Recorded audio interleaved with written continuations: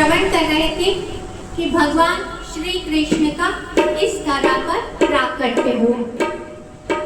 निशीथे तमुद्भूते जाये माने जनार्दने देवक्यां देव रूपिण्यां विष्णु सर्वगुहास्यः।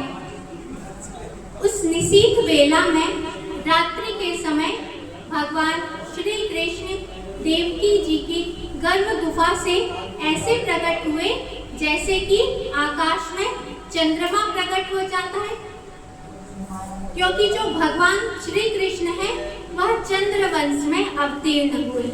इसीलिए भगवान श्री कृष्ण का रात्रि में अवतरण हुआ है। और जो भगवान श्री राम है वह सूर्यवंश में अवतरित हुए। इसलिए भगवान श्री राम का जो जन्म हुआ है वह दिन के 12 बजे हुआ है।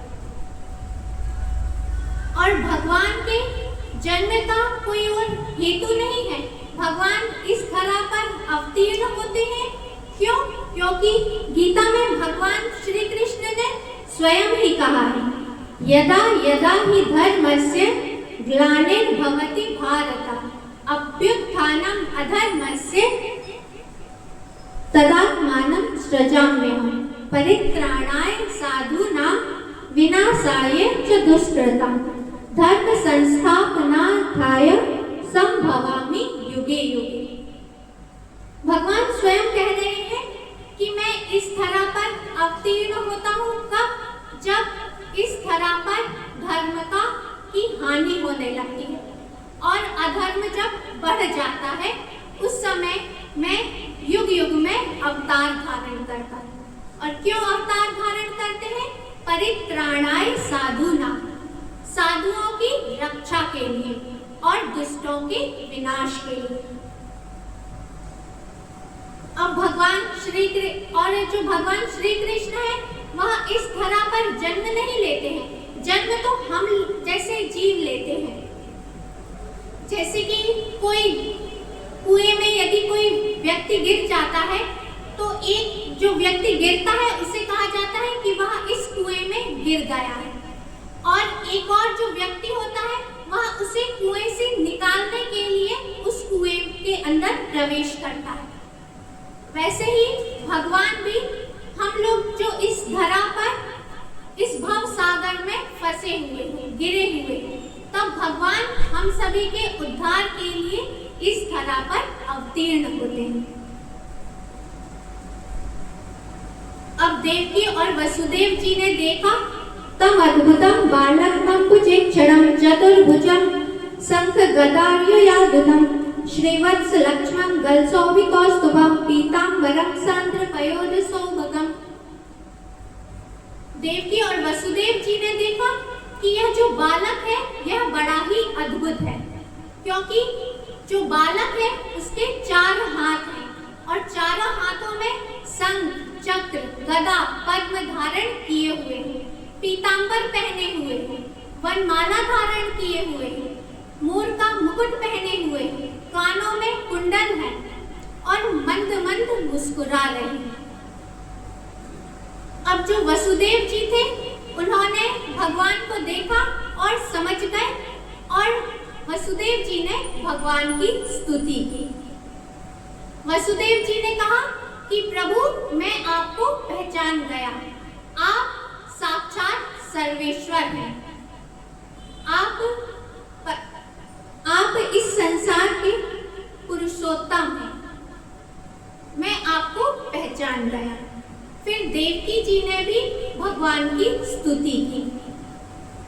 देवकी जी ने कहा कि प्रभु इस संसार में जितने भी जीव हैं वह सब मृत्यु के भय से डर रहे हैं, भयभीत हैं, और आपका यह जो दर्शन है यह अत्यंत दुर्लभ है, और मुझे यह अत्यंत दुर्लभ जो आपका दर्शन है वह प्राप्त हुआ है। यह मेरे लिए बड़े ही सौभाग्य की बात है। और जैसे ही आपका दर्शन हो गया है तो जितने भी जीव हैं उन सभी का जो मृत्यु का भय है वह समाप्त हो गया है। अब हम निश्चिंत होकर सो सकते हैं। और फिर देवकी जी ने कहा कि प्रभु ओम संहर विश्वात्मन नदो रूपमलौकिकं शंख चक्र गदा पद्म श्रेया जुष्टम चतुर्भुजम।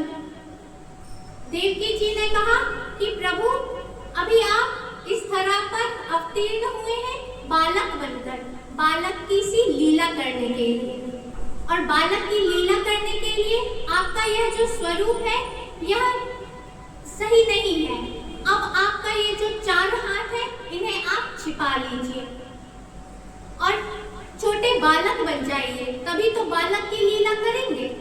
तब भगवान ने कहा कि देवकी जी, मेरा जो वास्तविक स्वरूप है मैं अपने वास्तविक स्वरूप में ही आपके सामने प्रकट हुआ हूँ, क्योंकि आपने इसके पहले भी जन्म ले चुकी है। इसके पहले जब आपका जन्म हुआ था, पहला जन्म था, उसमें आप कृष्ण के रूप में जन्म लिया था। और जो वसुदेव जी हैं वह सुतपा नाम के वसु थे। और आप दोनों ने बहुत घोर तप किया और जब मैं प्रसन्न हुआ तब आपने मुझसे यह वर मांगा कि प्रभु आपके ही समान हमें एक पुत्र प्राप्त हो। तब भगवान ने कहा कि मेरे समान तो केवल मैं ही हूँ। तब भगवान ने स्वयं बालक के रूप में उनके घर में अवतरित हुए थे। उस समय भगवान का नाम था कृष्णी गर्भ। फिर दूसरे जन्म में जो देवकी जी थी वही अदिति के रूप में जन्मी थी और जो वसुदेव जी थे वह कश्यप जी थे। तब भी भगवान वामन के रूप में उनके यहाँ अवतरित हुए थे। उस समय भगवान का नाम था उपेंद्र। उपेंद्र मीन्स कि इंद्र के छोटे भाई के रूप में भगवान ने इस धरा पर अवतरित हुए थे। और जो उनका शरीर की आकृति थी वह बहुत छोटी थी, इसलिए उन्हें वामन कहा जाता था। और अब तीसरे जन्म में जब आप देवकी और वसुदेव जी बने हैं तब मैं आपके यहाँ पुनः बालक के रूप में आ गया हूँ। यह मेरा वास्तविक स्वरूप है। अब आप कहिए कि मुझे क्या करना है। तब देवकी जी ने कहा, वाह भुवा प्राकृतः शिशु, प्रभु आप छोटे बालक बन जाइए। जैसे ही देवकी जी ने कहा कि आप छोटे बालक बन जाइए, तब भगवान देवकी और वसुदेव जी के देखते ही देखते छोटे बालक बन गए। अब वसुदेव जी को भगवान ने प्रेरणा दी कि मुझे यहाँ से लेकर जाइए गोकुल में नंद बाबा के। अब जैसे ही वसुदेव जी ने बालक को गोद में लिया तो जो हाथ की हथकड़ी थी, पांव की बेड़ी थी, वह अपने आप ही खुल गई और जेल के दरवाजे अपने आप ही खुल गए। और जो योग माया थी उन्होंने सभी जितने भी द्वारपाल थे और जितने भी नगरवासी ग्रामवासी थे सभी को योग निद्रा में सुला दिया। अब वसुदेव जी लेकर चले बालक को गोकुल, और जो गोकुल में नंद बाबा थे उनके यहाँ यशोदा जी के गर्भ से योग माया ने जन्म लिया था।